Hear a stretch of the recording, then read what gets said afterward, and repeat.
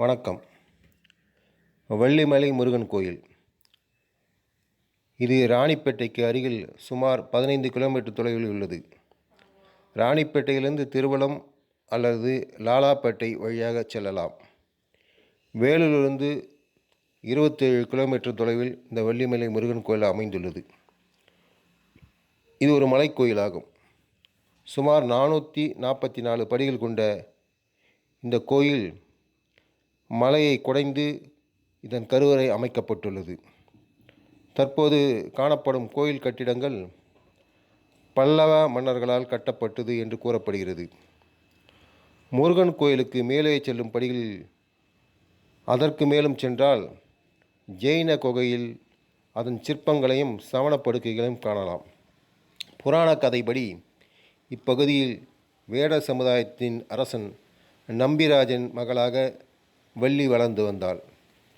தினமும் முருகனை கணவனாக அடைய வேண்டும் என்று வழிபட்டதால் மனமிறங்கிய முருகன் வள்ளியம்மை திணைப்புணத்தை காவல் காக்கும் பணியை செய்து கொண்டிருந்த போது வேடனாக வந்தார். தனது அண்ணன் விநாயகர் துணையுடன் விநாயகர் யானையாக மாற யானை வள்ளியை பயமுறுத்த வர வேடன் வேடத்தில் இருந்த முருகர் யானையை விரட்டி வள்ளியின் அன்பை சம்பாதித்து வள்ளியை காதல் செய்து வந்தார். ஒருமுறை வள்ளியின் தந்தை நம்பிராஜன் முருகப்பெருமான் வள்ளியம்மையுடன் பேசி கொண்டிருப்பதை வரும்போது முருகர் தன்னை மறைத்து கொள்ள வேங்கை மரமாக மாறியதாக கூறப்படுகிறது.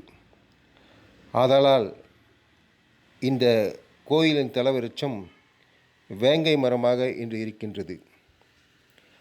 முருகப்பெருமான் வள்ளியை மனம் செய்து கொள்ள நம்பிராஜனும் கேட்டதால் நம்பிராஜனும் வந்திருப்பது முருகப்பெருமான் என்று தெரிந்து கொண்டதால் வள்ளிமயிலுக்கு சற்று அருகே இருக்கும் திருத்தணியில் முருகனுக்கு முறைப்படி திருமணம் செய்து கொடுத்தார். நம்பிராஜனின் வேண்டுதல் படி முருகப்பெருமான் இந்த குன்றில் குடிகொண்டுள்ளார். அருணகிரிநாதரால் திருப்புகழ் பாடப்பட்ட தலம் இது.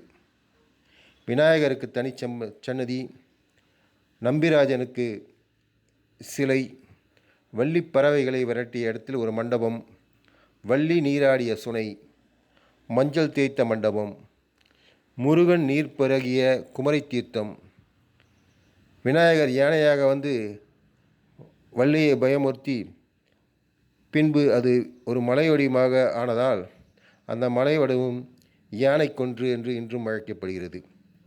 கோயிலின் குளம் சரவணப்பொய்கை என்று அழைக்கப்படுகிறது. இந்த கோயிலில் உள்ள 8 கால் மண்டப பகுதியில் இன்றும் சித்தர்கள் தவம் செய்து வருவதாக கூறப்படுகிறது. கோயிலை புனரமைக்க முடிவு செய்தபோது இந்த மண்டபத்தை இருந்து மட்டும் வாசனையான புகைகள் வந்து கொண்டிருந்ததால் சித்தர்கள் தவத்தை கலைக்கக்கூடாது என்று இந்த மண்டபத்தை அப்படியே விட்டுவிட்டதாக கூறப்படுகிறது. கோயில் பாறைகளை குடைந்து ஒரு குடைவரை கோயிலாக உள்ளது. வித்தியாசமாகவும் அதிசயமாகவும் மிக பழமையாகவும் பக்திமயமாகவும் இந்த கோயில் விளங்குகிறது. கோயில் அதிகமாக குரங்குகள் இருந்தாலும் நம்மை அது தொந்தரவு செய்வதில்லை. விசேஷ நாட்களை தவிர மற்ற நாட்களில் மிகவும் கூட்டம் குறைவாகவே இருக்கும். ஒரு பழங்கால புராதன பக்திமயமான ஒரு கோயிலுக்கு சென்று வந்த திருப்தியை இந்த வள்ளிமலைக்கு சென்று வந்தால் நாம் அடையலாம். ஆகையால் இந்த கோவிலுக்கு நாமும் சென்று இறைவனை அருளி பெறுவோம்.